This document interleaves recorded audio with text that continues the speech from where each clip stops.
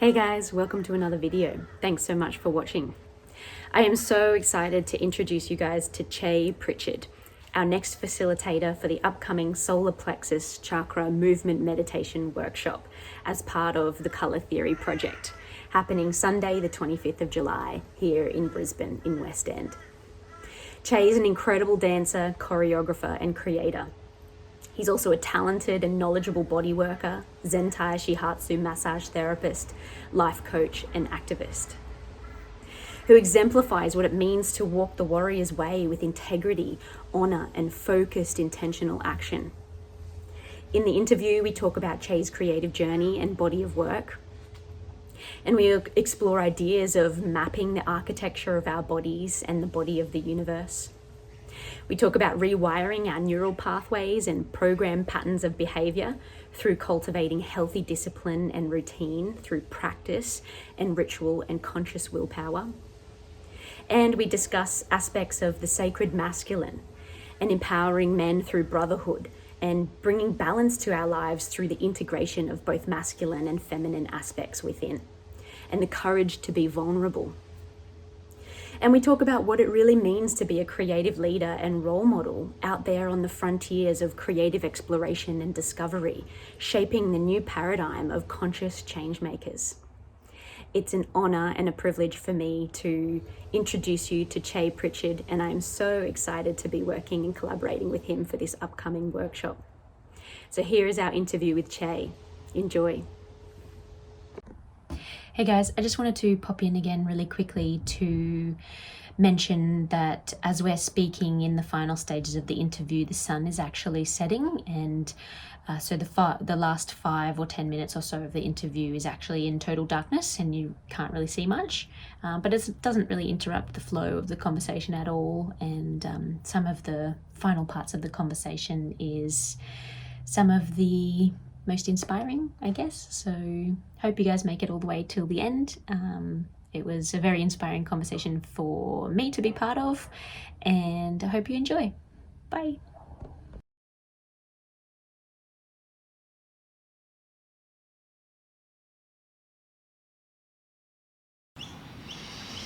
Awesome. Hey, okay. Welcome, Thank you so much for doing this. There's so much that I want to have a chat with you about, and I'm really excited to be working with you for the upcoming workshop for the Colour Theory project. So I want to touch on aspects of your creative body of work and the deep understanding and knowledge that you have of the body based on years of training in various lineages and bodies of thought and embodiment practice itself as well, through your lived experience as a dancer and choreographer and creative practitioner. So let's start off a little bit about your creative journey. I'd love to hear a little bit about some of your background and how you came to be doing what you're doing today. Okay. I guess I came to the creative world. My mum's Filipino, my dad's Irish.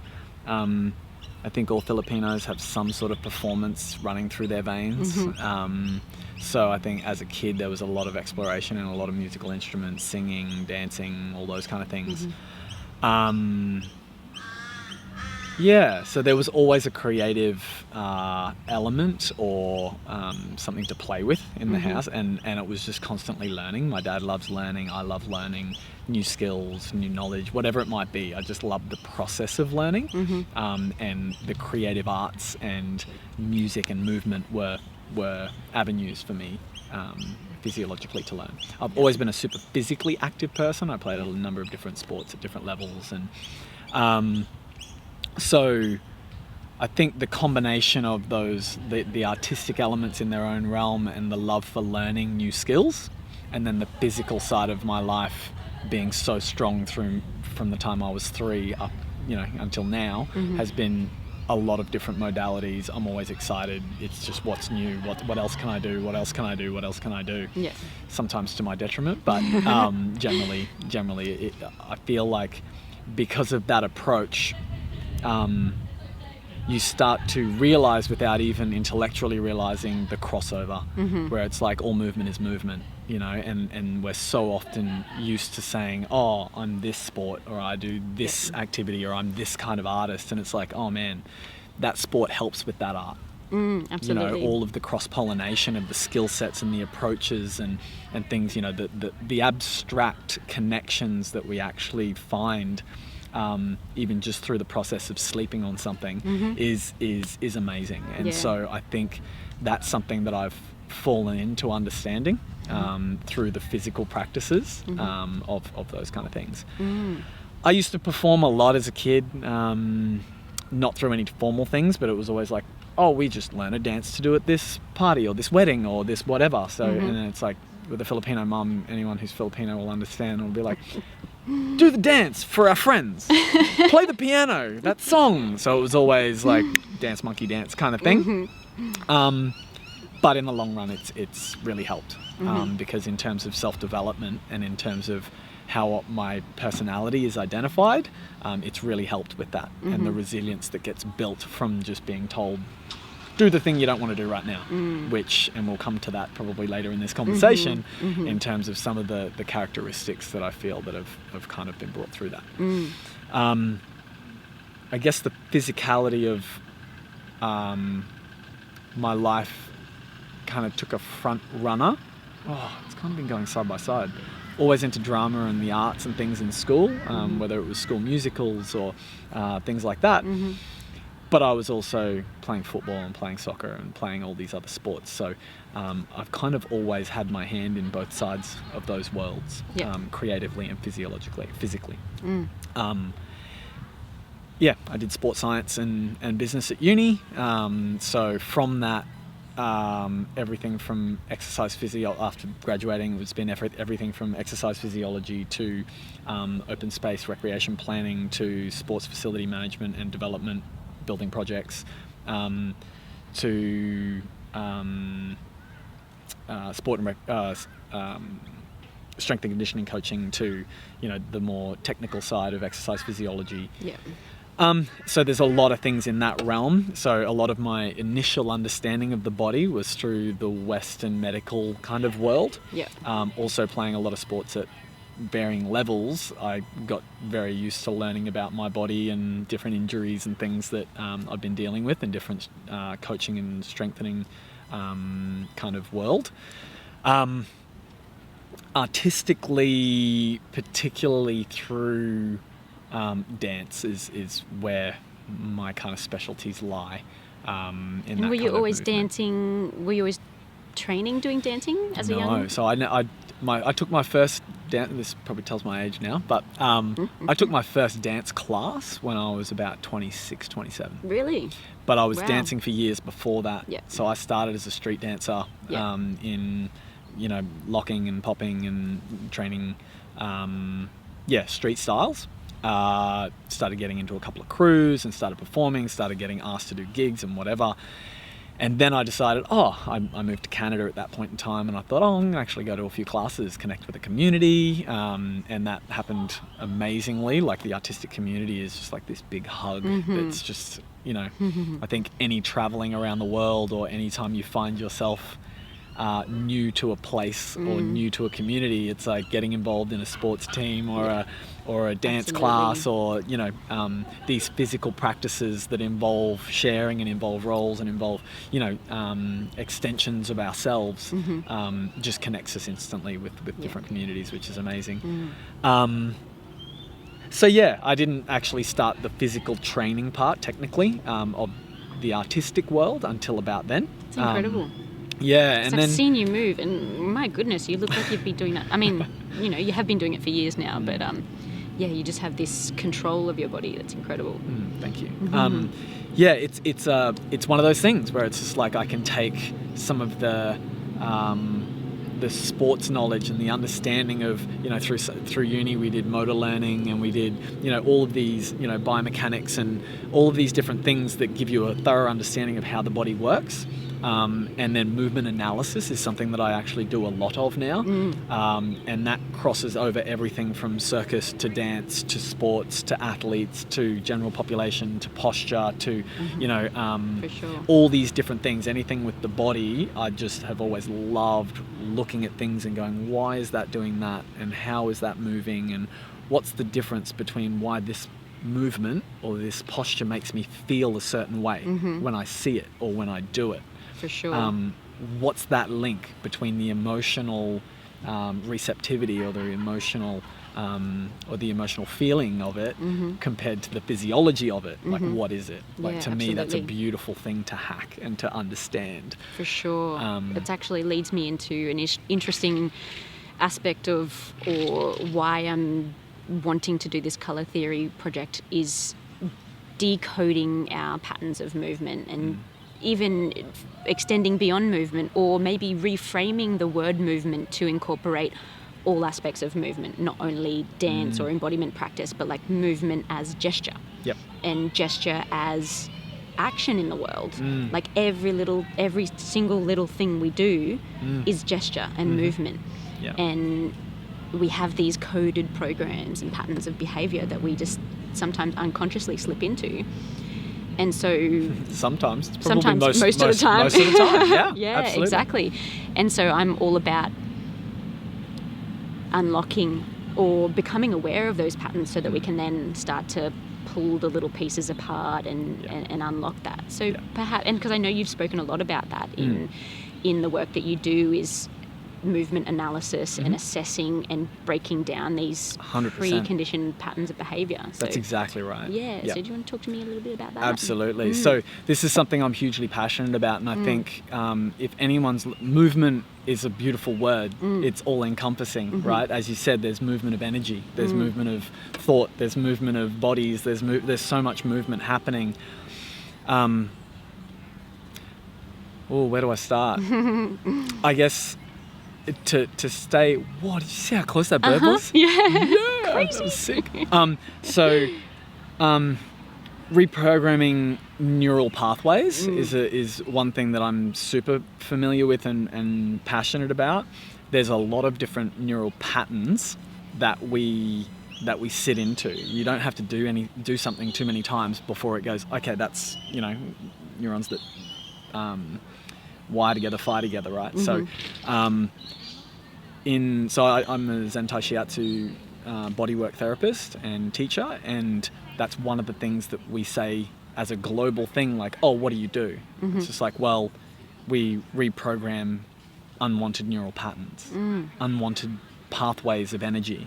If there's blocks, if there's pathways that are making us less well, they're the things that we're looking to reprogram, reframe, restructure, reroute things.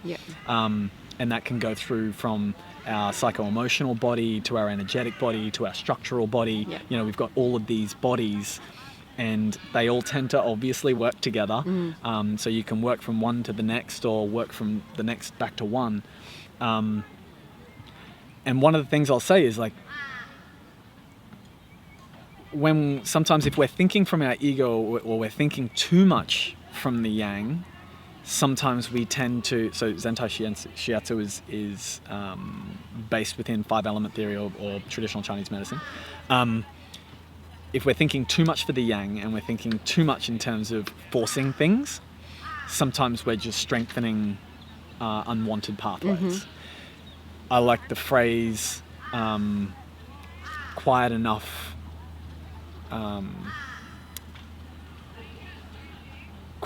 to notice. So how do we break neural pathways? We have to identify them. Most of us wouldn't know our neural pathways unless we're actually quiet enough to notice them.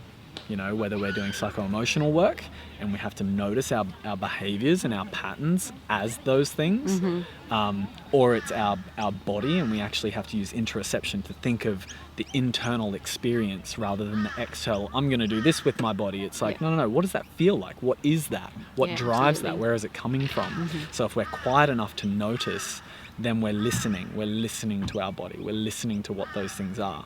When we notice them, as we say, to see it is to free it. So if I can see it, whether it's with my eyes or whether it's with my own internal observations, if I see it, then I can begin to free it. Yeah, for sure. Yeah. One of the most profound aspects and magic of meditation as well is that ability to go inward and sit and reflect and access this yin state, or the balance of both, you know, in understanding when we go inward, that informs the outward action. That's right. You know, and even just on a purely practical physiological level, the ability to turn our bodies off from fight or flight mode, from the stress state, to access the relaxation response, and to understand and have that embodied experience of what it's like, what the sensation is like in our bodies when we're activated or when we're deactivated, is one of the whole reasons why meditation is so powerful. Absolutely. I think that's a really interesting point. You know, I actually just read recently that someone kind of added on, you know, obviously we have our nervous system, or our nervous system, you're saying parasympathetic is what we want to engage so that we can get out of this long, slow release of constantly being engaged in our sympathetic. It's funny, when we react to a situation, it's not necessarily straight away fight or flight. Most humans actually have a reaction that comes in slightly before that, and that's the social. So if we get into a situation, the first response for most people would be, hey, can you help me? How can my community support this situation? Who can I call on before? And then if that's not there, then we go into fight or flight. Right. And if we don't go into fight or flight, we might go into freeze or collapse, you know, in a trauma kind of state.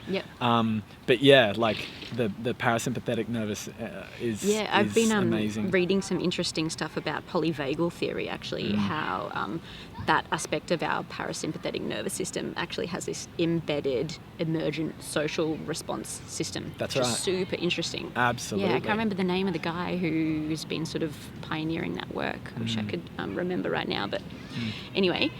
So with this incredible wealth of knowledge that you have of the body, one of the things that I'm also really interested is mapping that, mapping the architecture of our bodies and our realities.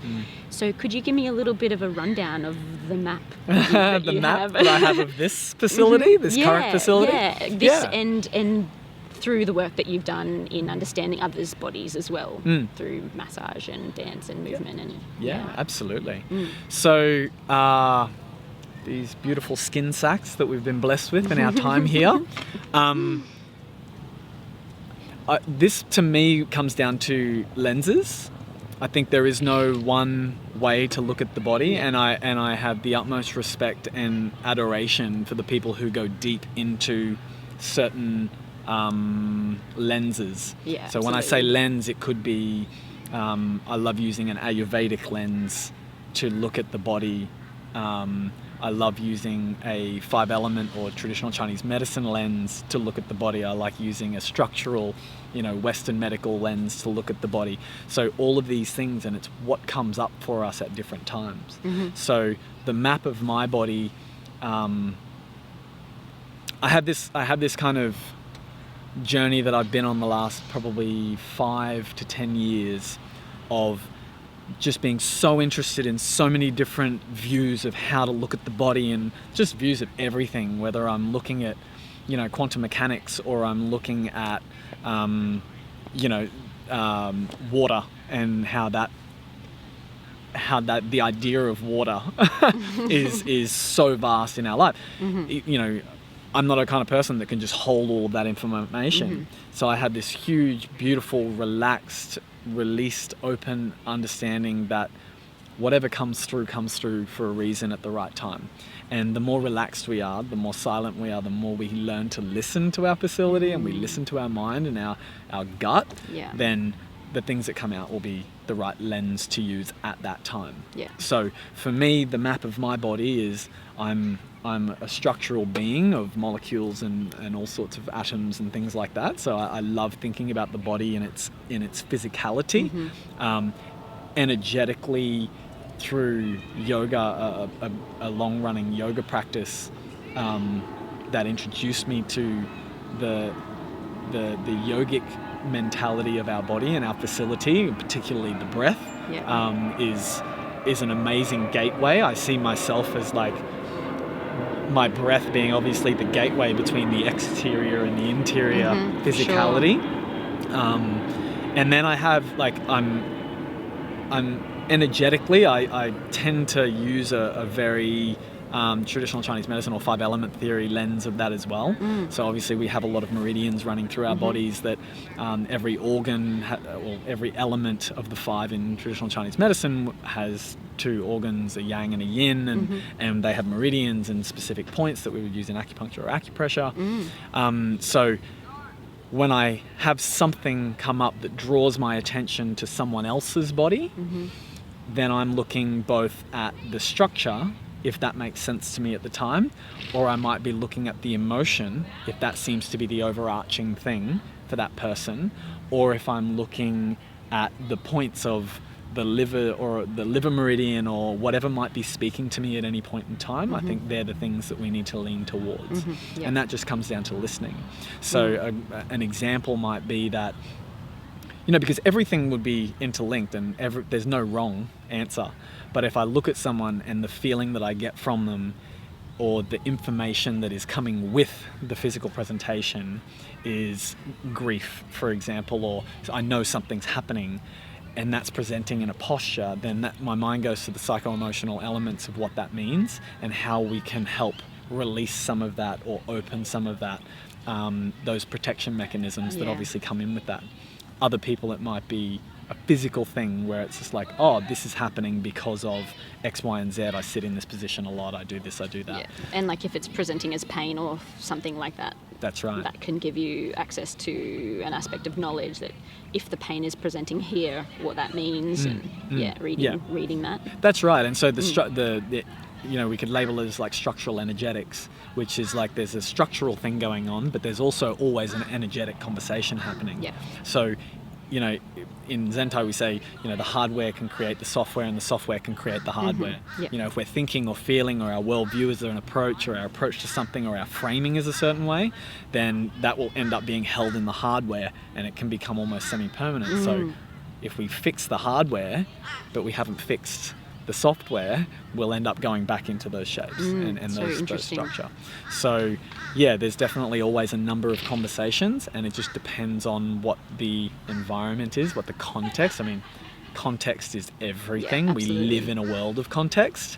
And so these kind of conversations always come with the caveat that it depends. It all depends. I love that. Like, what's the situation? You know, and Ayurvedically, I would always go to, you know, where are you? What time of the year is it? What time of the day is it? And the individual.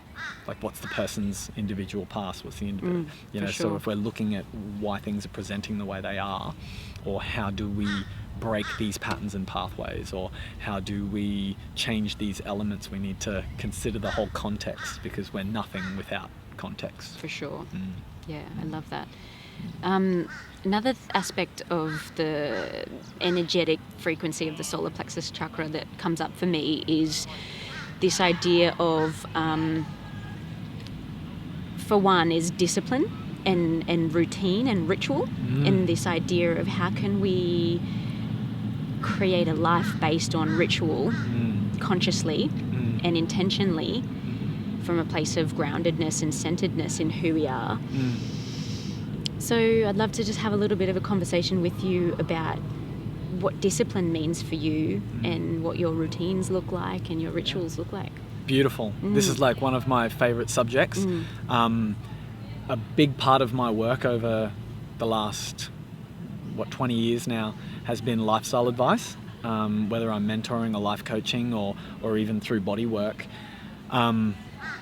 Ritual is the cornerstone of our day. Ritual is the cornerstone of our personality. It's where we get to check in. It's where we get to pay our respects. It's where we get to connect so vertically. And so daily lifestyle or daily practice to me is really where the core of our being can be solidified or at least identified, so then we know where we're at. You know, once again, if we can't if we can't look at our practices and cultivate discipline and cultivate willpower, then the ideas of wanting to change have no grounds. So, because we can be all this for as long as we want, and we've all done it. You know, there's no one better than anyone else. We've all done it, and we've all talked about these things. And so, for me, those daily practices. So, you know, many people have quoted it before me, but the hour of power, I call it the hour of power. Like, what is the hour from the moment you wake up? What does that hour look like? And so a lot of people, if you're sleep deprived or whatever, that hour of power just gets like squished into like, no, my day starts when my eyes open pretty much. I have to go and do these things. And so for me, we'll just jump straight into some of the practices that I do and that I believe. And of course, these are always in flux. I mean, it depends on context. What am I going through? Yep. You know, some people, the individual is everything. So contextually, some people are like, these are my non-negotiables. These are the things that are cornerstones of my day. And with this, I can handle pretty much anything and I know where I'm at. I'm a little bit more fluid because I have worked for many years cultivating a lifestyle that involves a lot of fluidity and quite a lot of flux. I don't live a very regular thing. And so that's how I practice. But the things that continue to return are, my phone's on flight mode. Like, I'm not responsible for anything other than claiming my day in the first hour of my day. So, beautiful. So, obviously, you know, tech and all that kind of stuff is a whole nother question, a whole nother conversation. But for me, having tech away from you and what do you do pre-input? And what I mean by that, what do you do before you open your phone, before you read a paper, before you listen to the radio, before you listen to a podcast? What do you do before anything's going in? And creatively, this is one of our most like precious goldmine times. Like creatively, if you even just think and ponder on like a situation or a creative process or something you're looking at or whatever it might be, just ponder it or write it down or have a process the night before, sleep on it, and then pre-input is the time to revisit that, and you'll be amazed at some of the abstract connections that become evident. So pre-input is everything. I think some sort of physical practice, or ideally in the order of like some sort of pranayama or some sort of breath work, some sort of physical movement, and then some sort of meditation. And they can be in any order, whatever works for you. Meditation might not be first, you might fall asleep, but those things are hugely important for me because they're check-ins as well. They're not only amazing for our physical body, our energetic body, our lifestyle, but they're amazing check-ins. When I'm doing a movement practice, I'm taking each body part through its full range of motion, and it lets me know where I'm at for the day. It's like, oh, this feels a bit different today. I'm just listening. I'm listening and I'm moving and I'm, you know, obviously vascularizing and I'm doing a lot of different things like physiologically, but mostly I'm just listening to my body. Where am I at? So those things, that morning practice is huge. Lots of other things that you can do throughout your day, but I think the morning is the time to claim your day. And it's, if things get pushed, I'm pretty fluid with things. So I don't think guilt ever helped anyone do anything ever. So being kind on yourself and understanding like, oh, when does it serve me? When does it not serve me? And what versions of different things can I do? But yeah, that's like a big thing for me is ritual and absolutely having that sacredness. Another beautiful thing is before we eat any meal, it's like smell your food. So, I mean, physiologically, you know, smelling your food, the enzymes already start in your mouth, you start salivating, that's going to help with digestion.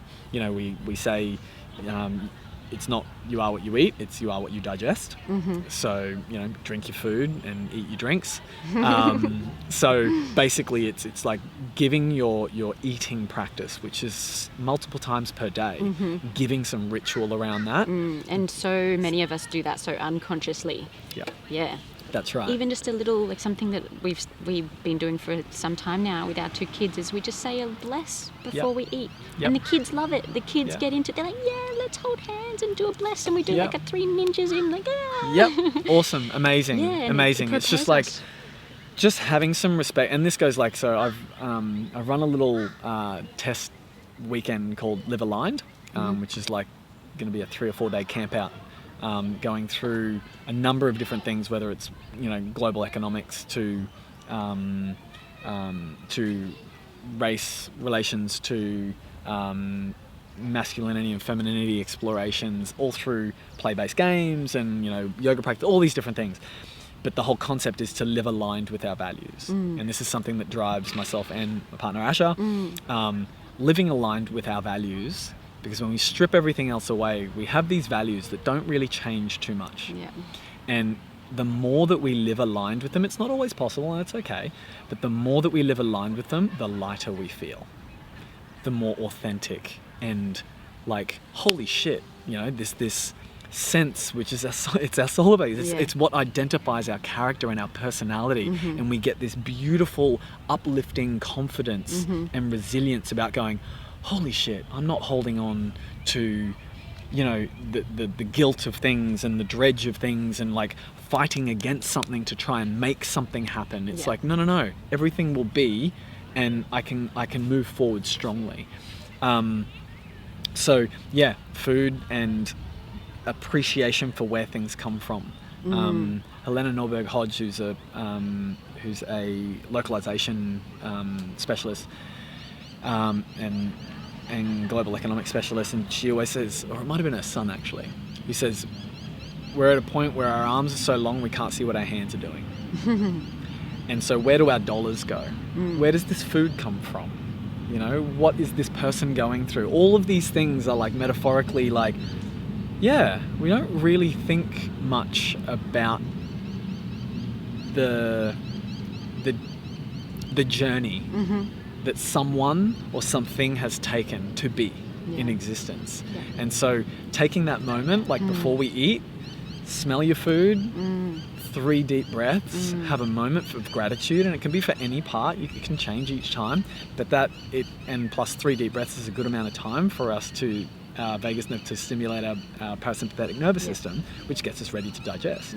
So there's like these little practices that can happen multiple times per day that are just moments of centeredness. And I love that it's this like that makes it so much more accessible for me and for many others, I think, is these like little bite-sized pieces of practice that we can incorporate at any stage in our day, rather than, and I mean, I also advocate for having long extended practices of yoga and breathwork and meditation as well. But that's not always accessible for everyone during their day, especially people like mums or people who are in work, they've got their work and different responsibilities around the house. And so something that I love to do is just like incorporate 5 minutes, or like I'll dance while I put the washing out, or do a little stretch while I'm cooking or waiting for the kettle to boil. And these bite-sized pieces of practice or ritual that can be incorporated into our day at any stage. And that's absolutely something I 100% advocate for too, because lifestyle change is not an easy thing.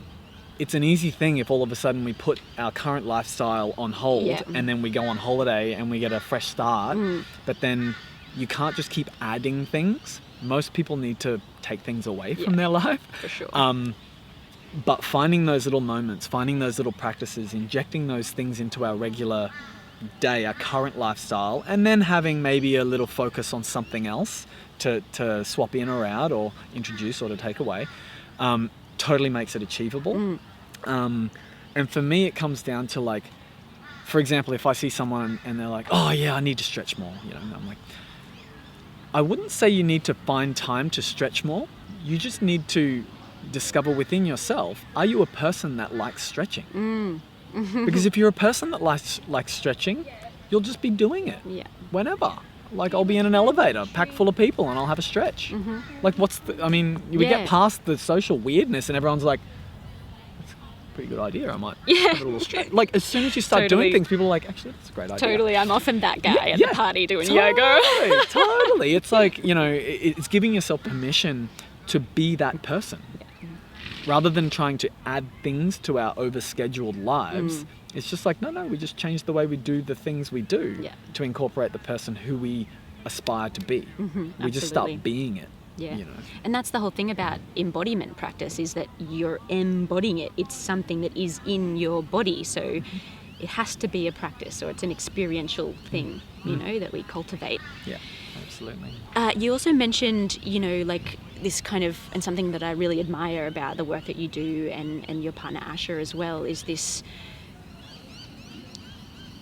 sense of integrity and authenticity and conscious action in the world, and your activism as well, and the way that you choose to live your life on your terms in an, you know, and that can, you know, you could use the words alternative living or conscious lifestyle, or you know, but for me, in my mind, it's I think you're out there on the frontiers of exploring where our pathways are leading in terms of practice and outward action.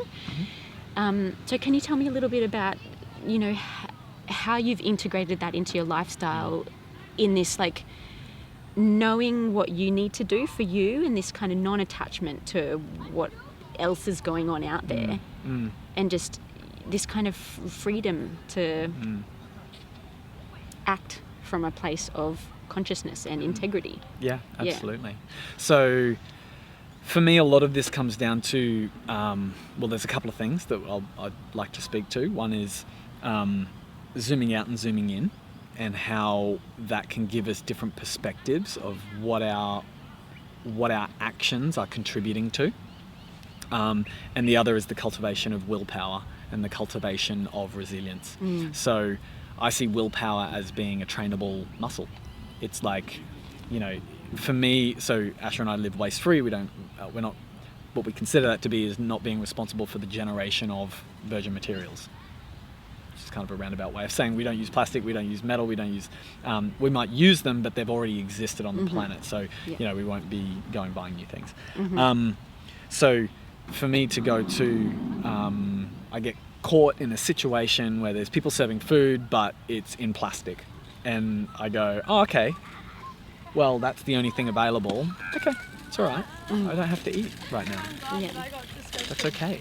It's like, I ate not long ago and I'm going to eat in a few hours. Like, I'm not going to die. Intermittent fasting's got huge benefits too.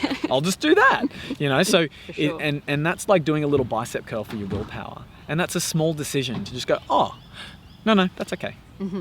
And the cultivation of willpower in that moment to go, I'm taking control of my contribution and my responsibilities, and I can take that away. And the more I do those little things, and those little things are so achievable, so achievable, just waving away a bottle of water even if you're thirsty, you know, waving away a whatever it might be, or going, oh, I didn't bring my bag, and you don't have just walk back to the car. That's your little penalty for forgetting them. Just walk back to your car, come back and go, that was good. You know, these are all such achievable little things again.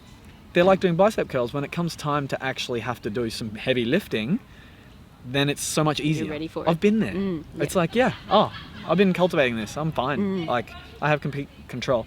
I will say I feel very blessed, and I'm very privileged in my life, and I acknowledge that it's not easy, and every individual in their own given circumstance will have their own different hurdles and different approach. And once again, it's not like, how do we do the thing? And it's just like, no, what situation are you in? Let's work out your context. Let's work out what your capacity is. And then let's start from there. You know, let's be realistic. Let's be compassionate on ourselves. Let's be understanding on the environment we're in, and what it's actually providing you with the opportunity to do, or is it working against you and trying to force feed you plastic and going, so it's actually, I'm on an uphill battle, so even if I can avoid bits and pieces, it's a win. Yeah, absolutely. And not like this idea of, again, taking it in small incremental steps. It's like, you don't, especially with the conversation surrounding reducing your plastic and waste-free living, is like, it's not going to happen overnight necessarily. Yeah, no. You know, I mean, It probably won't happen. Yeah, Let's Yeah, be realistic. Exactly. We can do the best we can, Yeah. given our current situation, Yeah. our own emotional states, the place we're in, Yeah. the communities. We can only do what we can do. Yeah. And if we can just keep moving in that direction, For sure. we're going in the right direction. Yeah, exactly. So the other thing that I was going to mention is like the zooming out and zooming in, and what that does for our own, and what those things have an effect. So for me, zooming in is like, I'll pick up that straw that's sitting on the road before it goes down the drain. I'll pick that up. And I'll realize that I'm right next to a huge construction site that has plastic and styrofoam galore, and they're taking truckloads of it and dumping it into holes in the earth. And I'm chasing a straw down the street. Yeah. But what does that do? So, okay, I understand the context I'm in. I understand that this little straw is not going to make a big difference to the bigger picture. But where it does make a massive difference is in here and in here. And so that's cultivating my sense of living aligned with my values. And so that's what gives me that fortitude. That's what gives me the strength and the knowledge and the solidarity in my own sense of character to go, yeah, it's a good thing. And of course, there's the flow-on effects. People see it. You're spreading, like, people are always like, it's really good. Or people are like, what are you doing? Like, I'm just picking up the straw. I'm like, oh, you're normalizing it. You're doing your part. Yeah. So there are flow-on effects, but ultimately that's for me. That's for me to go, yeah, this is the person I am, the person that cares. Yeah. And I don't get disheartened by the fact that, yeah, I'm doing this, but look at that. For sure. So then when we zoom out, that's when we're looking, how do we take that solidarity and have an effect on the bigger world? So I zoom out a bit and go, okay, that's my zoom in at different levels. My zoom out is, how can I play a role in being of service to the community? Not telling people what to do, not, forcing or anything like that, but how can I have an effect in the most compassionate, loving way by setting an example, or by, fielding questions, or offering opportunities for sharing and knowledge, information sharing, to help people move. And that can be with movement, it can be with a lot of different things. What's my effect for me? What's my interoception? And then what's my external offering? That, once again, is the individual. Some people don't have the personality that might be like, hey, I'm going to do a thing. I'm like a really noisy person. Other people will be like, no, I think I'm going to contribute to this. I'm going to join that team. Yeah. Other people will be like, I'm going to start a thing, which is beautiful. Yeah. And then other people are like, I just want to help. I'm just going to go and do that for a bit. And then I've got these skills I might be able to apply here, or I might change this process within my own role or my own company, or I'll talk to that person, or whatever it might be. I'll have a chat to my family about things. It's everyone has their reach, but when we zoom out of our own mind, when we look at our lives and what we have access to, and where we feel we might be of service within our own capacity, that's the zoom out. That's where we can see where can we be of service. Beautiful. Yeah, brilliant. It's incredibly inspiring, the work that you and Nasha are doing as role models to shape the way into this new paradigm where we're living connected with one another and connected with the earth and connected to who we are as creative beings and what that means. And another aspect of your work that is incredibly beautiful and empowering is the work that you do with men. And something that I think is such an important part of the conversation in bringing balance is how can we cultivate the yin within the yang, or rather, like, so for me, my perception of it is that, like, the yang is like this kind of like protective casing surrounding the cell, protector, whereas the yin is the sort of soft stuff within, right? And so we all, as men and women, have both masculine and feminine within us, and something that I admire in who you embody in your reality is this beautiful balance between masculinity and femininity. And as a man, the work that you do with other men, could you speak a little bit about that? Absolutely. And what that means for you? Absolutely. Yeah, the masculine and the feminine fitting together like perfect puzzle pieces. Actually, Eric Weinstein did a podcast with his son, Seb, and his son's like 15, but he's like he speaks like a 70-year-old genius, and his analogy was like within each human we have two perfect puzzle pieces of the masculine and the feminine. They can be different shapes, they can be different sizes, but they fit in a balanced, when we're balanced in every relationship. Doesn't matter what your gender, doesn't matter what your orientation is, there's still generally going to be quite a nice balance between the masculine and the feminine. It doesn't have to be each person, it can be just whatever their puzzle pieces are, now they fit together. In a community, in a healthy community, we have a nice balance of the masculine and the feminine. It looks different in different parts of the world, different communities. The work I do with men, I run Brotherhood Play Days, and Brotherhood Play Days are basically a space for men to share and feel like they can just be themselves, and we can play and bring in some of the masculine. There's a thing, I can't remember who coined it, but that we call ancestral residue. And ancestral residue is like there's a part of the masculine that is that protector, and way back when it was in full force when required, whether it was in warfare or whether it was in hunting or whether it was in these big displays of physical yangness of protecting or of combat and physicality, roughhousing, all of these things that we see in so many other species. And we see it in our species too, but it's not necessarily acknowledged as that. It's kind of morphed into a different thing, whether it's, you know, a sport or whatever it might be, which all have their place. But for me, I love, like, one of my philosophies behind my movement practice is playfulness. Like, this is one thing that we've tended to lose as we become adults because it's seen as being childish. And I'm like, oh man, we don't need to find it. It's not like we need to learn how to play, we need to remember how to play. For sure. If we could just hold on to it, and that's what some of us have just been like, I just never let it go. Like, nah, you tell me to grow up and be like more mature, I'm like, nah, sorry, like I'm still gonna have some toilet humor, and I'm still gonna play, and I'm still gonna giggle at things and whatever, and it doesn't take anything away from your intellectual or emotional maturity or any of that. Absolutely. You know, or your role in society, or you know, just because you're a politician doesn't mean you can't giggle at a fart joke. Like, to me, it's like, oh man, let's play. Let's. For sure. So and with I love the men, this idea of play as inquiry or discovery, almost like the scientific method. It's like there's 100%. An element of like research and investigation towards play. 100%. We discover things through play. I love that. And especially through a lot of the games that I play are problem-solving games. If you can, because everything can be turned into a game, and as soon as you put a problem-solving element to it, our brains and our bodies start communicating in whole different ways, where it might be a physical thing. You have to say, I'm going to give you a restriction. You can only touch the ground with 3 things at a time, but you always have to be 3 things at a time. Okay, now I'm going to layer in on top of that. You have to stay below hip height the whole time. Okay, good, now you have to lead with your, and you layer these things, and people have to like think about it, and their bodies just start doing things they've never done in their lives. And it's beautiful. It's the discovery. It's the unearthing of like this organic movement. How does your body want to move? What makes sense? And then when you fall over and something doesn't work, you're like, yeah, cool.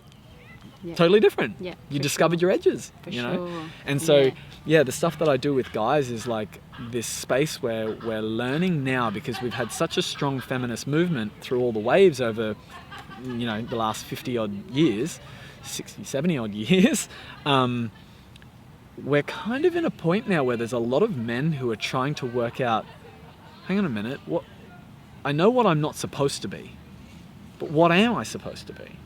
I know what's shit about, excuse my language, I know what's not good about some of the toxic masculine or the stereotypical masculine, or I know a lot of the thing, you know, we understand, and the problems still exist, don't get me wrong, you know, we're quite fractured, but there's some of us that are at the other end of that, where we're like, okay, I'm embodying my feminine, this is beautiful, I'm discovering how to have that relationship and really find that beautiful fit of those puzzle pieces, but sometimes like I still have this ancestral residue where my masculine wants to be explored in its full form, in a healthy way. And so the stuff that we can do as guys is we can roughhouse if that's what makes sense to us. If it doesn't, that's fine too. It's cool too. So it's like finding these ways that we can connect as men, and we can support each other and know that hey, we're not just being kind of roused on for the toxic masculinity or the absolutely. those kind of things. It's like, okay, that's fine, we understand that it's a long fight to go, not a fight, but it's a long discovery to go to find a balance in society, and I understand that in a number of ways. But it's nice to provide outlets for men who are just like, okay, I'm discovering this, I want to speak, I want to share, I want to investigate things that are now going on. Where do I do that? Yeah. Where do I do that? I don't feel like women are always the sounding board for that, or my partner, and I don't have a guy group that seems to respond to that. So how do I do that? Yeah, absolutely. So to me, it's really precious to be able to provide that for friends. And when I do run those events, it's beautiful to hear the men just sharing. Yeah, it's nice. That's so cool. Getting time to wrap up, one of the other things I'd love to touch on, and I think we started to touch on it a little bit in talking about what play is, and I think you even mentioned this idea of the liminal space, which is this space in between, and that's where discovery and transformation happens. And you often talk about flow state, and I think play and flow state and meditation, and when you're in dance meditation as well, or moving your body, and various creative processes can give you access to that for sure. So I just wanted to hear a little bit in your own words, what is flow state for you, and how do you access that? Oh, good question. I mean, obviously, flow state being when the task at hand is challenging enough to match your current capacity, or your current competency, and you dance in that realm, and time ceases to exist. The basic definition of flow state, I find that for me it happens from a physical place, but it also happens musically, being a dancer, and the exploration of music, and having whatever knowledge we have and whatever things our body wants to move with, or the things that we that's the realm, is like the physical exploration with the musical kind of influence. But then also there's this whole idea of like the interoceptive practices of having things moving, and Asha will do some of this for sure. Like, she's like inspired me incredibly with visualization type activities as well. But exploring movement, whether it's with our own body and our own proprioception and spatial awareness, or whether it's with another and reading movement, we find ourselves in those flow states because we're problem solving. And it's the problem is almost equally or just a little bit harder than what I might be comfortable with, or what I might have done before, or where my body might have been before. And then I'm like, I don't know where to go from here. I've never been here. You're on the edge. I'm on the edge. I might fall. What does that look like? How might I fall? Do I retrograde, come back a different direction? And am I reading, if I'm doing partner work, what are they doing? So it's like you layer in these problem solving ideas, and then we think of like, okay, how does that challenge us in that way? So in terms of, once again, going back to getting out of here, which is one of the first stages of finding flow state, which is we need to once again be quiet enough to notice. If we relax, we find the playfulness more.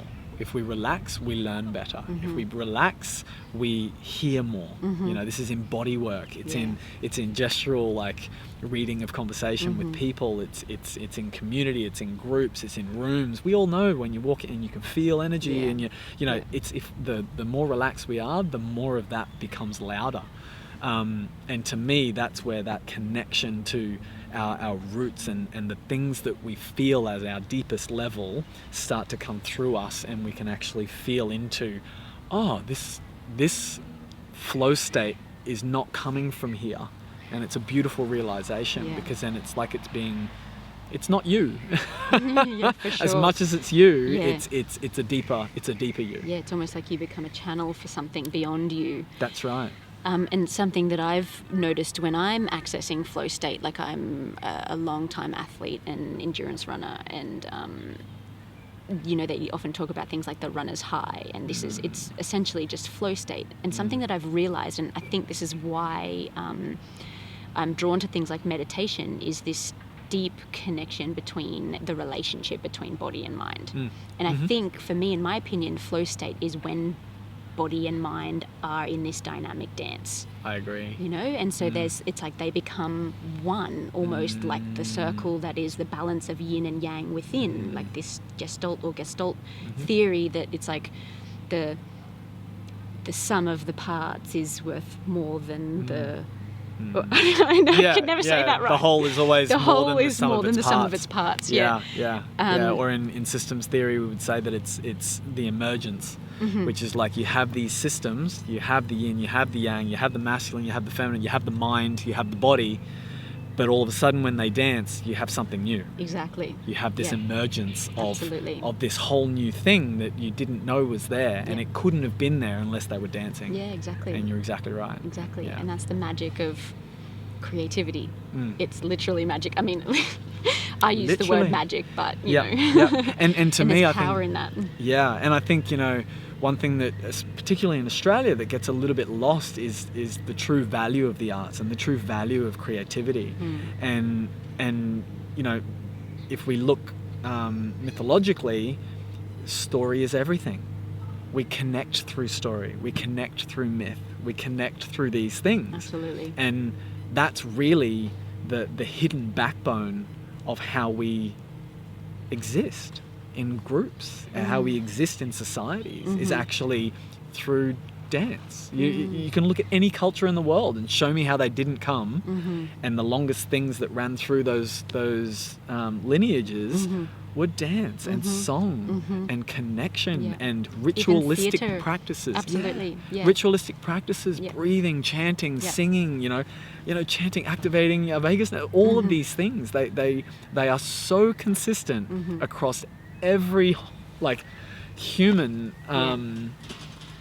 iteration over time. It's undeniable, and this is a beautiful thing that I think that we've kind of fractured so much in society in so many ways, but we find these pockets that are finding our way home. We're finding our way back to true community, and I think it's beautiful. It's beautiful, and as much as we could be upset about the continuing fracturing, all we can do, being upset isn't going to help anything. And by all means, play your role, have your part in whatever way you feel like you can be of service, but ultimately still being the example of following what feels the most right in living aligned with that purpose, and feeling like it just feels right to go and dance and sing. And if we can shed back the layers of the applied ego, then all of a sudden, because the applied ego is once again those patterns that we've been layering on as a protective mechanism, whether it's psychosocially or community-wise. And if we can peel back those layers and rewire them or just dewire them, then the authentic self comes through and goes, actually, this feels really right.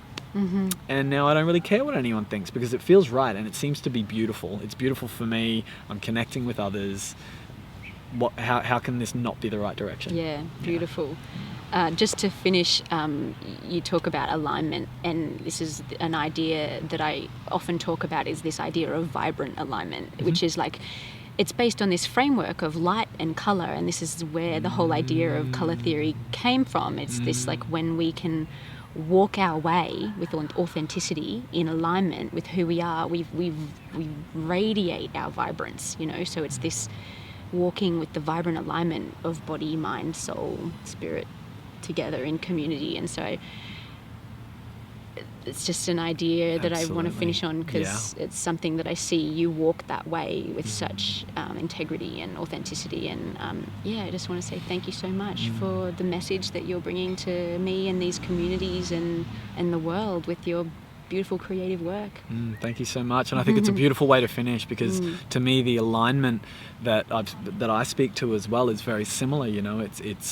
It is the physical, the emotional, the psychological, it is light, it is colour, it is, energetics. And the alignment that we can find through our chakras is literally this vertical alignment. And when we live in how I've spoken to it today particularly, which is the alignment that we can find with our values, we feel lighter. Yeah. We feel more vertical. And the verticality is everything, because we're connecting up here and we're connecting deep. And that to me is like this beautiful elongation. It's like an expansion. Oh, yeah. it's there's nothing that makes you feel more vibrant and aligned than this long like verticality. So yeah, it's a beautiful way to finish. Thank you so much. Thank you. I'm excited. Thank you so much to Che for taking the time to speak with me. And if anyone is interested in participating in the Solar Plexus Magnetic Movement Meditation Masterclass happening Sunday, the 25th of July, where we dive deep into cultivating personal power and exploring strength and resilience and tapping into the sacred masculine and that balance between masculinity and femininity within. Exploring living that vibrant, vital life force and energy as we walk the warrior's way with conscious intention and willpower. If anyone's interested in exploring the Colour Theory project, you can visit www.vibrantartsmedia.com, where you can find information about booking your tickets as well. And if anyone's interested in getting into contact with Che, I've left his contact details below. Thanks.